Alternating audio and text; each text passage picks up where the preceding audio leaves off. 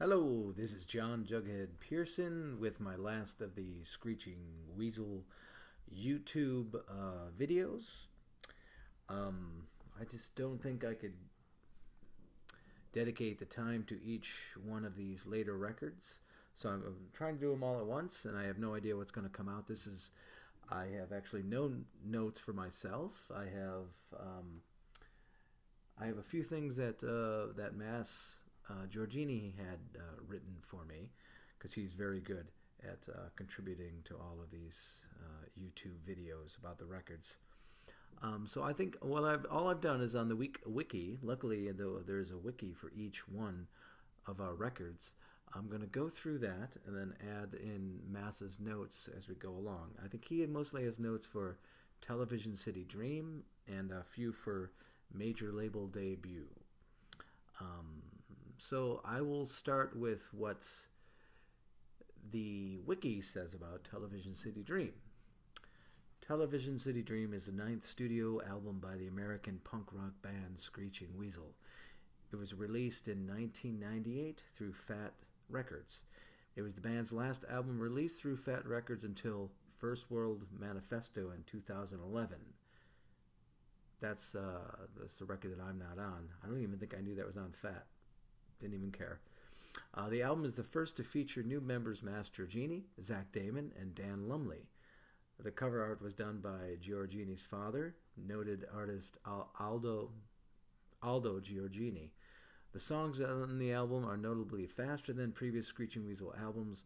The album was re-released on November 9th, 2010, featuring 5 bonus tracks from the original recording sessions. I actually think the original art cover was better. The Aldo version is much better. What do I say about this? I think we were heavily influenced. I think someone asked about the speed of the record. I feel it comes from two different places from what I remember. We were on Fat Records, which was just in general was bands that played a lot faster, and I think Ben wanted, contrary to what we usually do, wanted to fit in more with those records, maybe to have it do a little bit better on that label, and also we had a tendency in that band that we would put out a record and then we would either advance forward in sort of the way we recorded, like in the studio, or we would go the opposite direction. It seems basic, but I think in general you probably just progress in a little bit, but you progress a little bit at a time, and each record gets better, or you hit your prime and then you go past your prime and the records get worse and worse. But I think maybe to prevent that from happening, what Ben did and I agreed with is that you would revisit old things that you had done, but with new ways. And I think Television City Dream was sort of trying to return to a little bit of the Boogada era, faster sort of songs, but with the technology that we had. We took a break when we had lost Vapid and Panic again, and we reformed with Mass, who was, of course, our engineer, and Lumley, who was his drummer for the band Squirt Gun and also for Rat Tail Grenadier. And then we brought on Zach Damon, who was in the band Zoinks, who I thought was one of the best guitarists I'd ever played with. Still to this day, he's probably the best. And I knew that, and it was shown because he would annoy the hell out of us too, like all good guitarists would. He never didn't have a guitar in his hand. Even when we were recording other people's parts, I'd be listening in the control room, listening to Lumley's parts or whatever, or Mass's parts, and Zach would still be like in the room playing guitar all the time. That guitar was like a part of his body, and when he played, you could tell. It was tell. As a matter of fact, And this reminds me of Corey from the Lillingtons. At times, I knew that Zach could play a part better than I could, especially with downstroking, that I would just let him do it. So there's a couple songs on here where it's basically him playing both parts, and then I come in a little bit later. Like Speed of Mutation is one of them, and I guess I found out fairly recently that Ben said we didn't play that because I couldn't keep up with it. But I've actually played that with other bands, and it's, you know, like most time what you do in live is you just do the up and down muting, which doesn't sound as good, but that's what you kind of have to do with that song because it's so goddamn fast. But Zach did that all downstroking in the studio, and it was pretty impressive. What else I want to say about it? We had lost Aldo Giorgini. So this was sort of an ode to him, the artwork. And one of his things that he was known for, I'm pretty sure, is that he did not use rulers. So all of the, and Mass told us he used to watch his dad do this, that all of the art that has the straight lined art was all done freehand. He would just sit and slowly create the straightest line that he possibly could. So a lot of his art was based on the idea that it looks like, print and design and done with computers, but actually was all done by hand. I didn't have much relation with Fat Records when this was out, and we didn't tour at all. I don't know if we ever played any shows with Zach. So I'm going to go right into Mass's notes on this and see what he has to say about it. Let's see. Where did I put his notes? Oh, I just put away the screen where I had his notes. Let's see what he says here. I have him in Messenger. So he's got a lot of ones for Television City Dream, and here they are in no particular order, or the order that Mass has given them to me. Television City Dream opens with the song Countdown, which starts with the sound of what was supposed to be breaking bottles for a full 8 count. To record that, I cleared out the cement floor of the cable room at Sonic Iguana and placed a mic higher up in the room. First, I bought a 12-pack of the cheapest brand of beer I could find in bottles. I poured it all out, as at the time none of us in the studio drank at all. That is true. I still don't think Mass drinks. Maybe some wine because he's Italian, but I don't think someone sent me a message. I don't know who it is, but it doesn't matter right now. None of us drank. Then rinsed the bottles out so that there would not be a sticky beer mess on the floor of the cable room. It took a few to get a good level, and then we started tracking. I had lumily throw them with varying degrees of intensity, but it just never sounded right. We ran out of bottles. Unwilling to buy another 12-pack and suspecting it was just the wrong kind of beer bottle, we started looking around the neighborhood for recycling bins with beer bottles in them. We found plenty of different types in the bin of a guy we had nicknamed Fat Elvis, amongst ourselves due to his incredible similarity in build, fashion sense, and hairstyle to the King, down to his massive chrome plated, that's supposed to be plated, wide-armed sunglasses. This guy was such a doppelganger for the real Elvis that he alone could have been to blame for all the bogus Elvis sightings in the late 80s and the early 90s. And on a side note, years later, Teen Punks and Heat era Weasel guitarist Philip Aaron Presley, Phil Hill, and I watched Fat Elvis as he swung strapped to tree while trimming tree limbs with a chainsaw in one hand and a beer in the other, as a few of his equally inebriated friends either cheered him on or shouted instructions to our astonishment. He finally chose to saw through the branch he was swinging from. Miraculously, Fat Elvis escaped uninjured, spouting curses to his friends, who he blamed for the fall. Now, back to it. Regardless, despite Fat Elvis's generous and unwitting contribution to the beer bottle arsenal, we only found 2 or 3 bottles that generated an approximation of the sound we were looking for. Disappointed, we rummaged through the studio trash and found a couple of burned-out light bulbs. We decided to give those a go, and they ended up sounding perfect. In the end, we had to go out and buy more light bulbs, but at least we got 5 counts of bulbs and 3 of actual beer bottles breaking to open the album with. Oh, and then he has another note here. So this is Mass's next note. He wrote back a little bit later. Production-wise, I have never been very happy with the sound of Television City Dream. This is largely because Ben insisted we record the drums in the vocal booth. There was barely any space in the room for the drums themselves, and therefore the sound had no space in which to disperse properly. Sonic Iguana has a fantastic drum room, complete with no parallel surfaces and plenty of space, and it is a very live and reflective room, which allows me to use authentic reverberation on the albums I've seen instead of electronically synthesized effects. However, Ben wanted a very dry drum sound.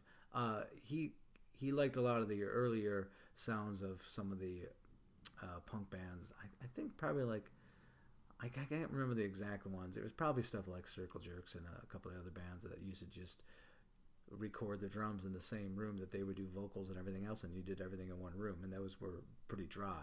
So the idea of creating a room that had natural acoustics, because Mass created a room that didn't have any right angles.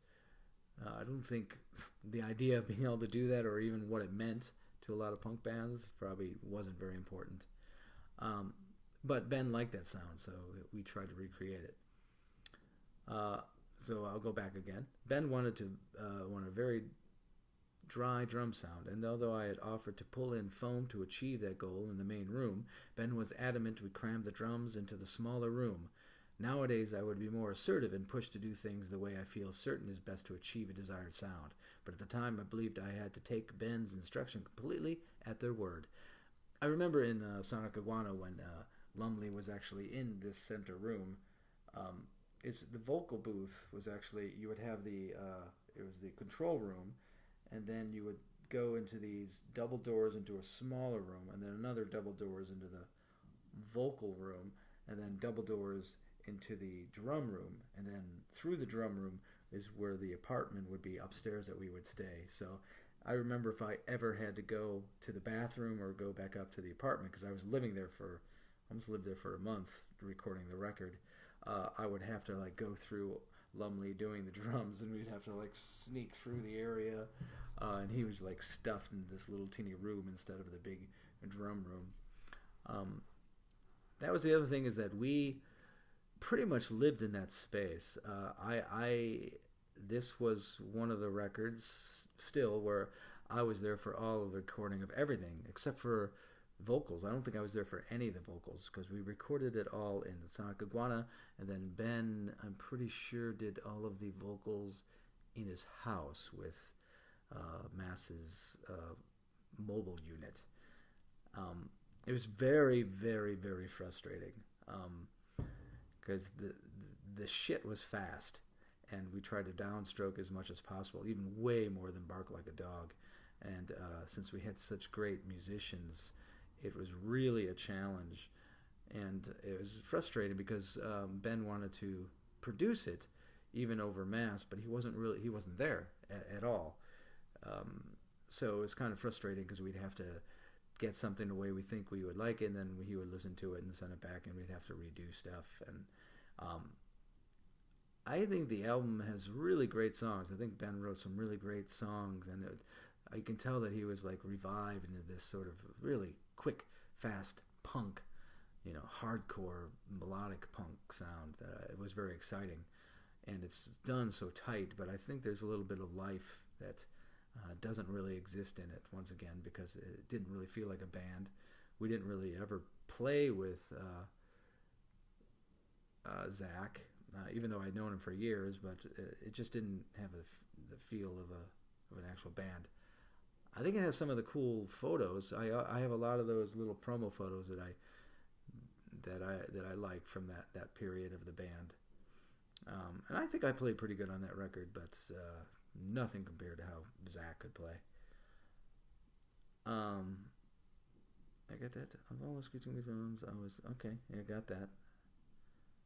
The Tunnels of Dream was easily the one that took the very longest and was the most difficult to record. All the music was tracked in Sonic Iguana.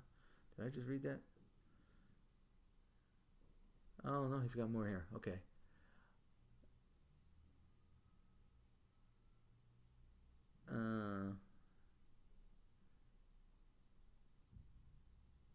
Where's this?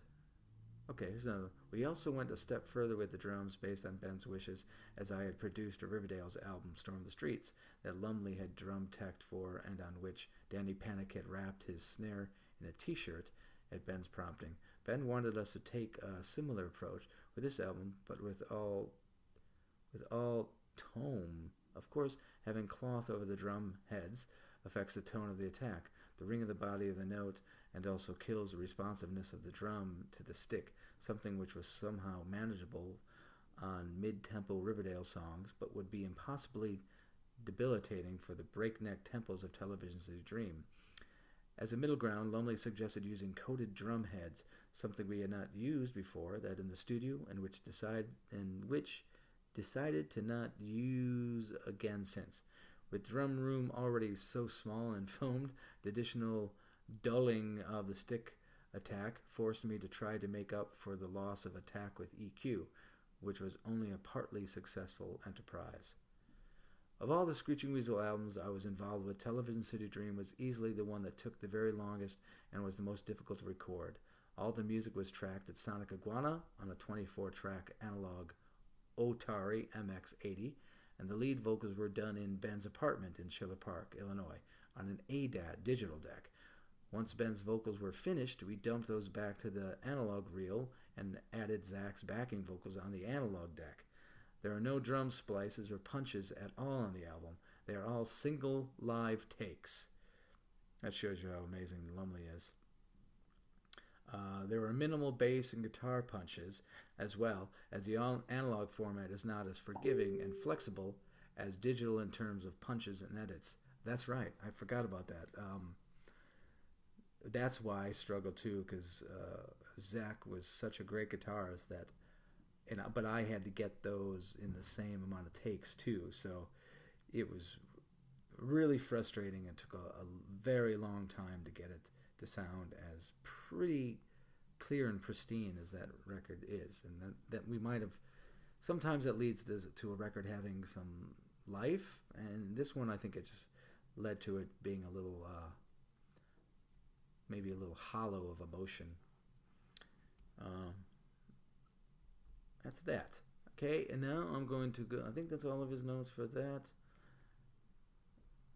Yes. I would say, see, he skipped around because I told him to do all at once, so there's a note here from Team, okay, regardless, despite, no, we got all that. Number 3, in case of none. Very up the sound of television, we got that, we got another step further. Drums, you got that. Synthesized. What is this? Parallel surfaces. Okay, yeah, great. So I got that's just me babbling. Then after that, we formed Panic Button Records. We took the money that we had made from being on Fat Records, and we began Panic Button Records with major label debut. We got Lookout Records to take us on as a sort of a sister label to Lookout Records, and we used their distributor, Mordam Records. The idea was that me and Ben would put almost all the money that we made into recording bands that we liked. So almost everything that came in for all of the later records, I would say a good chunk of that money went straight into putting out music by the Moral Crux and the Lillingtons, Yesterday's Kids, the Jimmies, Teen Idols. We did.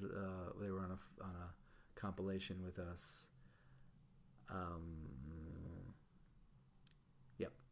So let's see what they have to say about Panic Button Records here. Oh, it's very short. There's the records. We did Kamen Rider. Lovely, great record. I remember Jesse stayed with me in my little apartment. The Dolly Rots. I don't remember the Eyeliners. Enemy U, great record. Never got to actually meet any of them. Sadly, never met David Jones before he passed away. But I used to talk to them all the time on the phone. The Jackie Papers, which was Chris Barrow's side project with him and 3 women in the band. And then the Wannabes, yes, they had a really solid, good melodic album. And we released the Zero Boys record because Mass was friends with Paul Mahern, who was in the Zero Boys. They used to work in the studio together, or Mass used to help Paul Mahern out in his studio. So we had connection to the Zero Boys. Let's see. Panic Button Records was a record label which was formed in Chicago, Illinois in 1997. It was co-owned by Ben Weasel and John Jughead. Well, there it is. That is true. Both members of Screeching Weasel. In 1998, the label was purchased by Lookout Records when Screeching Weasel re-signed to Lookout. Yeah, that was a whole mess. And the buyout really was difficult for Christopher Applegren and for us. I wouldn't say I was caught in the middle, but Ben was trying to get the best deal, and Lookout really just didn't have as much money as they used to, because they didn't really have that power to find the next big bands. So I think they were hoping that Panic Button Records would help them do that. But once they took it over, I heard from the Lillingtons and a couple other bands that they just didn't seem to pay any attention to the bands, and I think it eventually fell apart. And we never even, got all of the money that we were supposed to get from a buyout. I went into a great amount of debt after that, because I had put a lot of the money for the later records on credit cards, and when we didn't get the full buyouts, a lot of that credit card debt stayed on my cards. To this day, some of it is still living on my credit card. So let's say, here's the first record on Panic Button Records, Screeching Weasels' major label debut. Major label debut, this is from the wiki, is also a song by Broken Social Scene. I don't know that. Major label debut is the 10th EP, or 10th record, so it's an EP by Chicago punk rock band Screeching Weasel. Despite the name, the EP was the first release on Panic Button Records, lead singer Ben Weasel's independent record label. Well, it was my label too. Different recording of the song Nightbreed would later appear on the band's Rarities album Thank You Very Little, while Racist Society would later appear on the greatest hits album Weaselmania. Nightbreed was also a song recorded by a side project that me and Ben did with Russ Forster, called the Gorger Girls. I think that version is actually better. I think our friend Mike has that on a demo tape. I think. Well, we actually released it on a 7-inch, I think, with the Pink Lincolns, maybe. I don't know. Don't quote me on that. I think Mass wrote something about this that I really liked here. Let's see what he wrote. As far as production value is concerned, Major Label Debut is by far the best recording I did with Screeching Weasel. It is also one of the last examples of the old school recording style, in that all of us went in super prepared on our parts and played things live, with few, if any, punches on the instrument tracks. Lumley played all drum takes in one take, live recordings, and some of those parts were far from simple ones. To wit, his amazing performance on DIY. There were minimal punches on bass and guitars, only when there were actual stops in the parts and not during runs. This was back in the days before edit, undo, multiple takes, and comping tracks post-production. The entire album was recorded analog on a 2-inch 24-track MCI deck. This really was a great introduction to Screeching Weasel's new lineup, a notably sharp contrast from Bark Like a Dog, with an aggressive and muscular new sound. The vocals on this record were also on point, with Zach Damon turning in his singing debut as backing vocalist of Screeching Weasel, and Ben was willing to do a few extra punches here and there to get the best possible takes. No pitch correction of any kind. We did a few overdubbed vocal right in Ben's living room. The mix was done at Sonic Iguana on an analog mix desk. I flew out to Hollywood and mastered this with Don Tyler at Precision Mastering. Don Tyler's other credits including Rolling Stones, Tupac Shakur, Devo, and Janet Jackson. Am I wrong in thinking that When Television City Dream was recorded in 1998 and major label debut January wait, recorded 1997. Oh, I did those backwards. Wow, look at that. See, that's how my memory works, because we actually, that's right.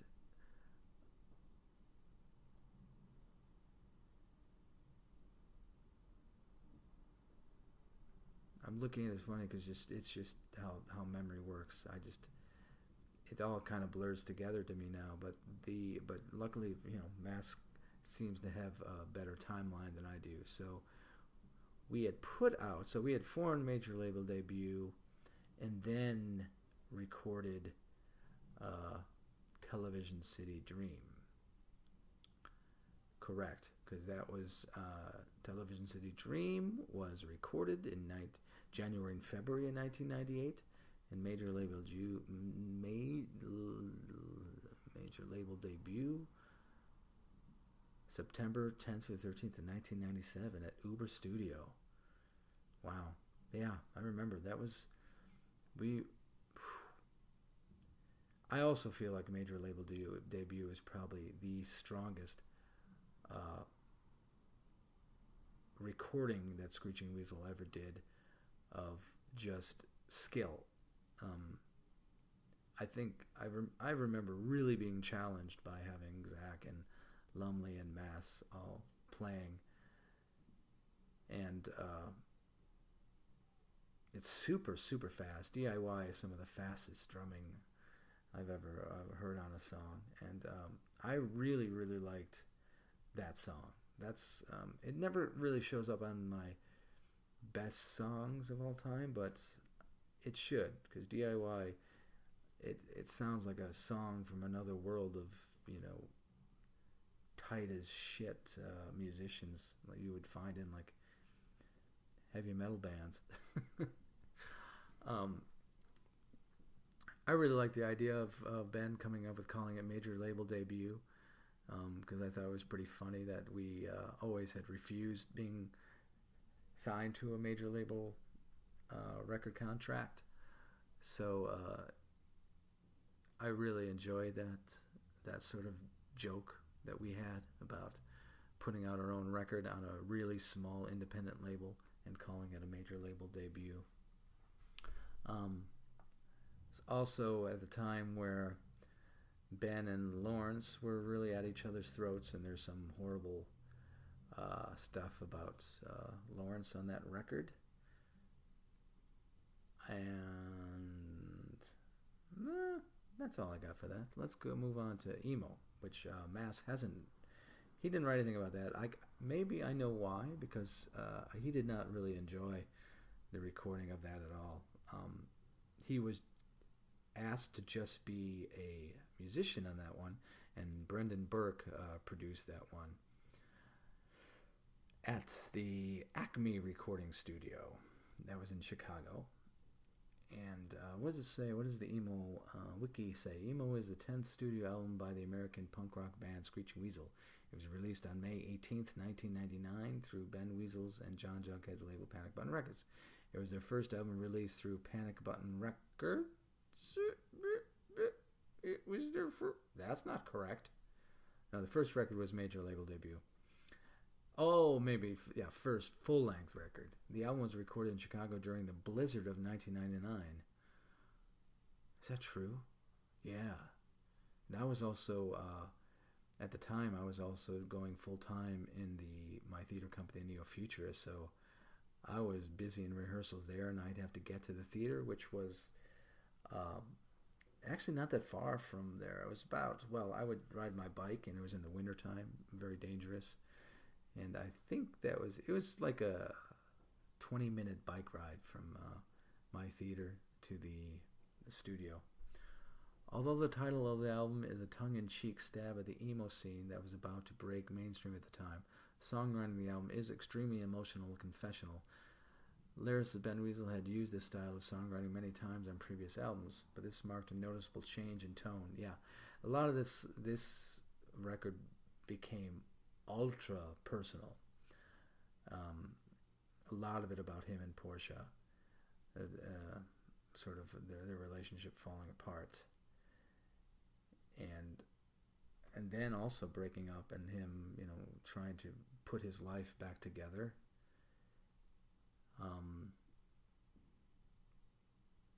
I really liked a lot of these songs, but the idea was, and what Mass and Lumley really hated about it, was that we didn't have any rehearsals together, and that we would all record it live, which we've done before, like Mass said about Major Label Debut, but we had to record it all live in the same room with no real divisions between the equipment, so you couldn't go back and fix one part without destroying the other part.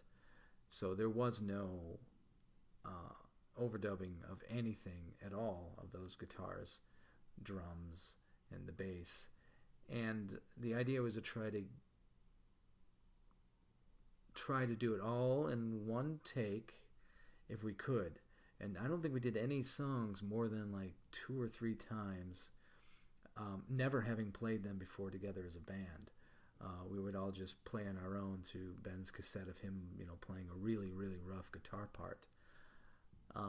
This was really exciting for me, and I can tell it was a resurgence of Ben and I probably getting along better. Because we were running Panic Button, but I would run it from the city, and he would run it from Franklin Park. So we didn't even work together. We probably hardly ever saw each other, but we were on the phone constantly.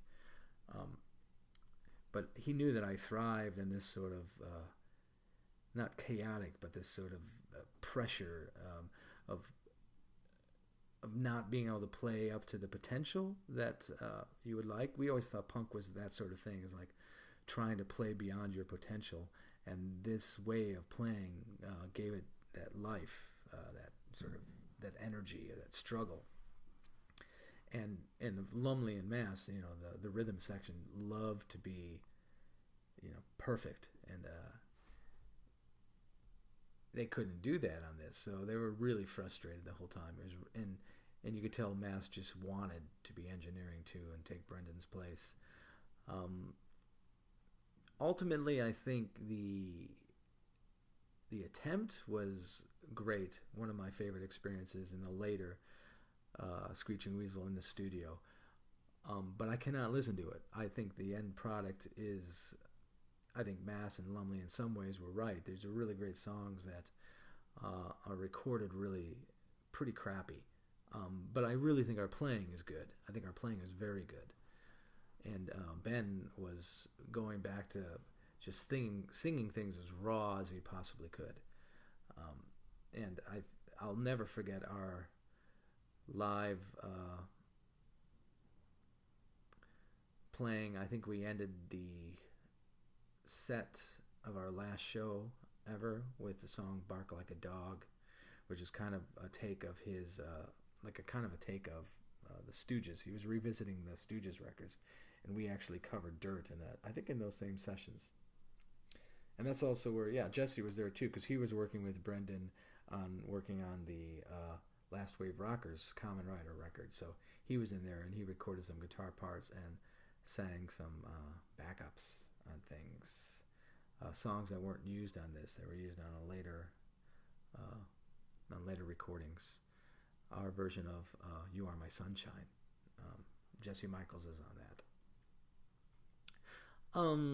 So there's that. And at the time, like I said, I was living in this studio in Lincoln Park, in a really, really cheap one building, the only building in Lincoln Park that was cheap we lived in. It was $300 a month when everyone else next door to me was paying like $3,000. It was this it was this Greek family, these 2 brothers and a sister that were in like their 90s, and they just used the building as I think a tax cover for their real estate company that they did on the first floor. So basically the idea was that you lived there and you never complained about anything. The building was just falling apart, and you just didn't complain. You didn't ask for anything to be fixed. And I lived there for 7 years, I think, with it being $300 a month. So the Panic Button Studios was there, and a lot of my friends acting friends would live with me there too, and I put them to work. in Panic Button Records, like my friend Mark would just look through all of the zines that would come in, and he'd have to find reviews, and then he would have to cut them out and paste them into this big, huge folder that I would keep. So we all sort of lived in that little apartment. I didn't even have a bed. I used to sleep. I bought, it's actually kind of funny, I garbage picked a lawn chair that had a little plastic cushion, and I used that to sleep on the floor. And I really liked it because I would just stand up and I was up. You know, it was like my laying down position was the same as my standing up position, and I was just ready to work. I think I was working, I don't know, like 12 hours a day on Panic Button Records in those days. Then here goes to the last record here. Teen Punks in Heat is the 11th studio album by the American punk rock band Screeching Weasel. It was released in September 2000 through Panic Button Records.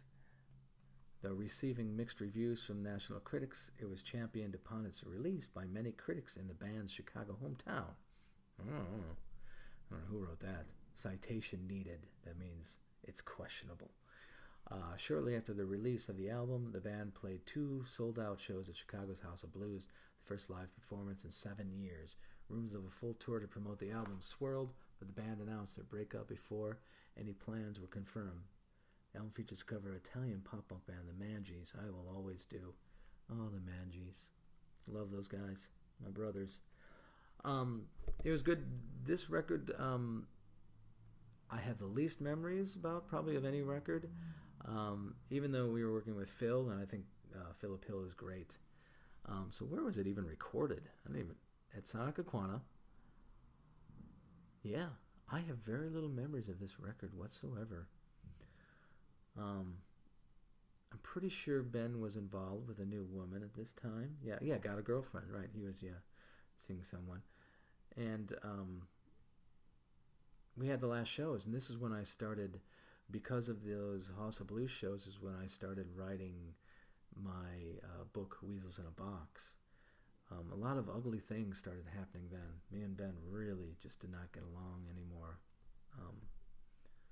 Not like we would argue or anything. It was just coming to an end. And he was getting weirder and weirder about touring. Like, he would sort of get excited about the ideas of touring, and then he would stop talking about it. Then I would bring it up, and he had sent me this long email about how I was guilt-tripping him. Because I had sent him a letter saying, if you always say that we are equal parts of this band, then I really want to tour, and I don't think I'm getting my full share of equality in the band if we don't tour. And then he just said that I was being like a Jewish mother and trying to guilt him. It was a bad situation.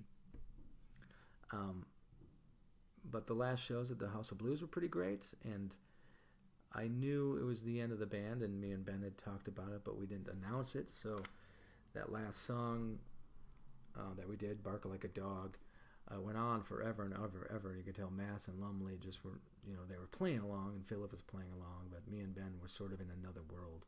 He was just screaming and screaming, and I was pounding on the guitar, and eventually I fell into the audience, and when I got back on the stage, the part of my guitar had broken, so I just started bashing it and destroying it. And then one of my favorite moments ever, I was whizzing around my head, and I almost hit Mass, so I felt bad about that.